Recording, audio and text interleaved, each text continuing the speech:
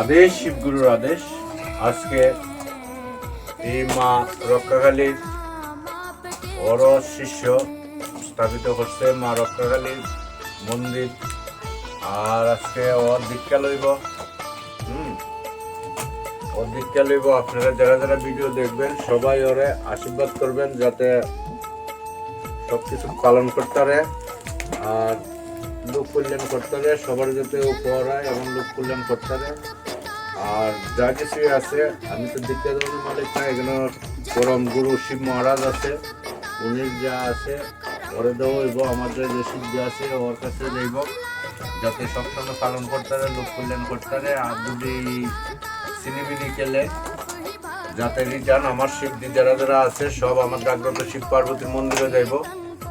আর যে যদি লোক কল্যাণ করে এবং লোকের উপহার করে তাহলে এর কাছে শিখতে থাকবো, ধীরে ধীরে শিখতে পারবো, কোনো অসুবিধা নেই। সব লোকের কল্যাণ যাতে করতে হবে আমি মাতা রক্ষাকালী এবং শিব মহারাজ কাছে প্রার্থনা জানাই, যাতে সুস্থ এবং সবল থাকে এবং লোকের কল্যাণ করতে হবে।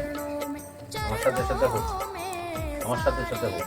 হে শিবগুরু মহারাজ, হে মাতা পার্বতী, বাবা মিলে এই ব্রহ্মাণ্ডের পরমাত্মা পরম গুরু শিব মহারাজ বাবা আপনারা সাক্ষী রেখা সেরে অমল রায়চন্দ্রে গুরু মানতাছি।